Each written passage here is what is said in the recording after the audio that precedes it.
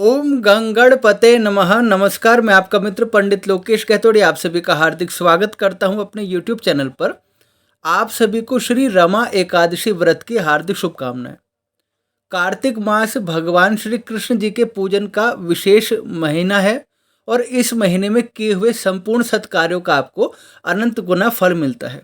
यद्यपि आपको वर्ष भर की संपूर्ण एकादशियों का व्रत अवश्य रखना चाहिए, किंतु यदि आप कार्तिक मास की एकादशी का व्रत रखते हैं और उसकी व्रत कथा का श्रवण करते हैं तो संपूर्ण वर्ष की एकादशियों का फल आपको प्राप्त होता है।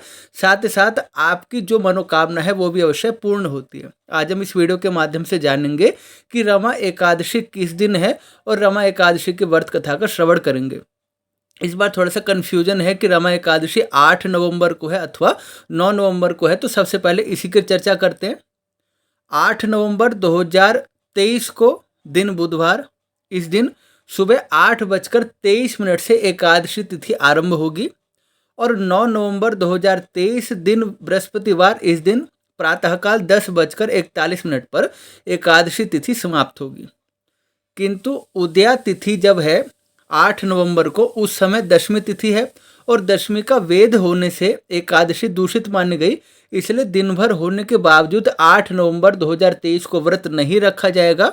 व्रत रखा जाएगा 9 नवंबर 2023 दिन बृहस्पतिवार, उस दिन रमा एकादशी का व्रत रखा जाएगा और व्रत के पारण का समय है 10 नवंबर 2023 दिन शुक्रवार, प्रातःकाल 6:40 से 8:50, 6:40 से 8:50 और उस दिन दोपहर में 12:35 पे द्वादशी तिथि संपूर्ण होगी।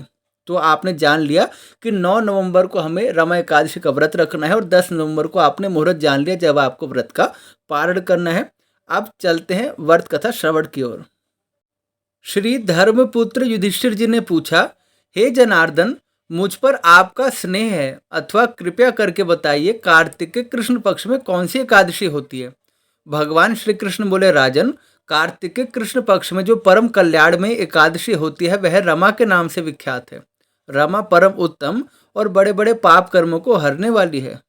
पूर्व काल में मुचुकुंद नाम से विख्यात एक राजा हो गए हैं जो भगवान श्रीहरि विष्णु जी के भक्त और सत्य प्रतिज्ञ थे। निष्कंटक राज्य का शासन करते हुए उस राजा के यहाँ नदियों में श्रेष्ठ चंद्रभागा कन्या के रूप में उत्पन्न हुई।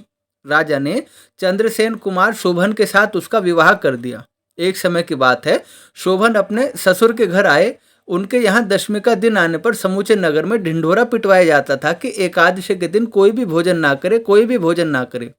यह डंके की घोषणा सुनकर शोभन ने अपनी प्यारी पत्नी चंद्रभागा से कहा, प्रिय, अब मुझे समय क्या करना चाहिए इसकी शिक्षा दो।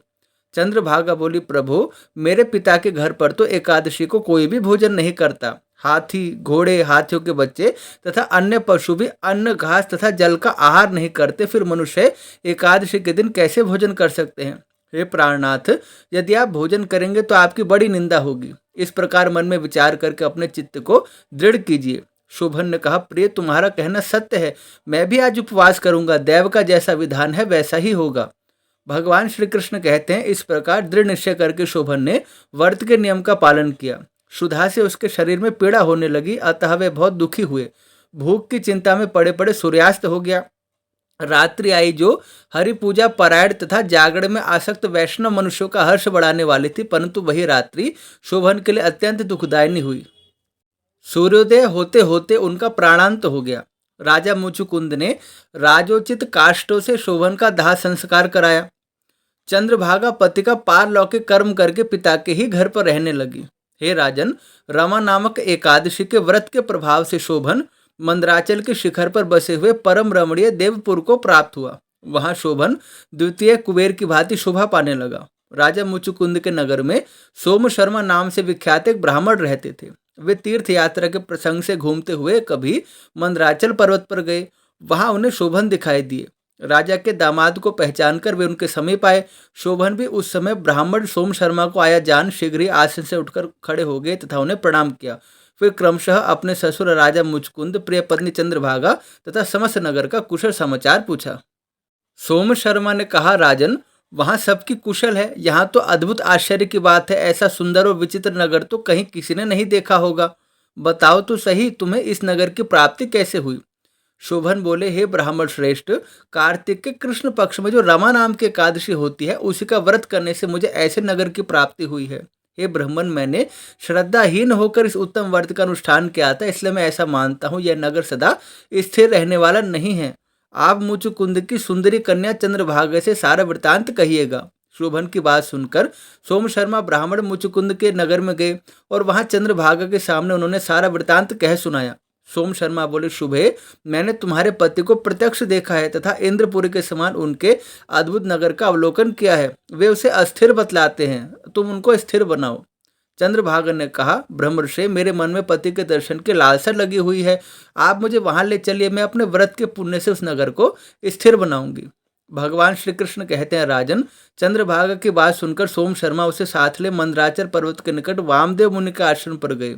वहां ऋषि के मंत्र की शक्ति तथा एकादशी के सेवन के प्रभाव से चंद्रभागा का शरीर दिव्य हो गया तथा उसने दिव्य गति प्राप्त कर ली।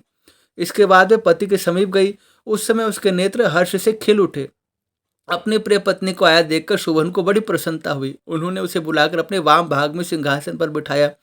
तदंतर चंद्रभागा ने हर्ष में भरकर अपने प्रियतम से प्रिय वचन कहा, नाथ, मैं आपके हित की बात कहती हूँ, सुनिए। पिता के घर में रहते समय जब मेरी अवस्था 8 वर्ष से अधिक बीत गई, तभी से लेकर आज तक मैंने जो एकादशी के व्रत किए हैं और उससे मेरे भीतर जो पुण्य संचित हुआ है, उसके प्रभाव से यह नगर कल्प के अंत तक स्थिर रहेगा तथा सब प्रकार के मनवांछित वैभव से समृद्धिशाली होगा। हे राजन, इस प्रकार रमा व्रत के प्रभाव से चंद्रभागा दिव्य भोग, दिव्य रूप तथा दिव्य आभरणों से विभूषित हो अपने पति के साथ मंदराचल के शिखर पर विहार करती है। हे राजन, मैंने तुम्हारे समक्ष रमा नामक एकादशी का वर्णन किया है। यह चिंतामणि तथा कामधेनु के समान सब मनोरथों को पूर्ण करने वाली है। मैंने दोनों पक्षों के एकादशी व्रतों का पापनाशक महात्म्य बताया है। जैसे कृष्ण पक्ष की एकादशी है, वैसे ही शुक्ल पक्ष की भी है। उनमें भेद नहीं करना चाहिए। जैसे सफेद रंग की गाय हो या काले रंग की, दोनों का दूध एक सा ही होता है। इसी प्रकार दोनों पक्षों की एकादशियां समान फल देने वाली है। जो मनुष्य एकादशी व्रतों का महात्म्य सुनता है, वे सब पाप कर्मों से मुक्त होकर अंत में मेरे श्री विष्णु लोक में प्रतिष्ठित होता है। इस प्रकार श्री रमा एकादशी व्रत का महात्म्य संपूर्ण हुआ। राधे राधे। रमा एकादशी अद्भुत है, बड़ी पवित्र है। इसका नामोच्चारण करने मात्र से सारे पाप धुल जाते हैं। और जो श्रद्धापूर्वक व्रत करते हैं अथवा केवल इस कथा का श्रवण भी करते हैं, उनके भी मनोरथ पूर्ण होते हैं। क्योंकि कार्तिक मास भगवान श्री राधे कृष्ण की उपासना का महीना है। नित्य ही आपको भगवान की प्रसन्नता के लिए कार्तिक में कुछ नियम ग्रहण करने चाहिए। और इसके साथ ही साथ एकादशी का व्रत और एकादशी की कथा का श्रवण करना भगवान को अत्यधिक प्रिय बताया गया है। आशा करता हूँ आपको यह कथा पसंद आई होगी। कृपया वीडियो को लाइक कीजिए, शेयर कीजिए, कमेंट कीजिए। यदि आपने हमारे चैनल को सब्सक्राइब नहीं किया तो प्लीज़ सब्सक्राइब कीजिए। हमारे चैनल पर आपको धर्म, अध्यात्म, ज्योतिष तथा राशिफल से संबंधित जानकारी देखने को मिलेगी। अभी आज्ञा दीजिए, पुनः उपस्थित होऊंगा एक नए विषय के साथ। तब तक के लिए आप सभी को जय श्री राम।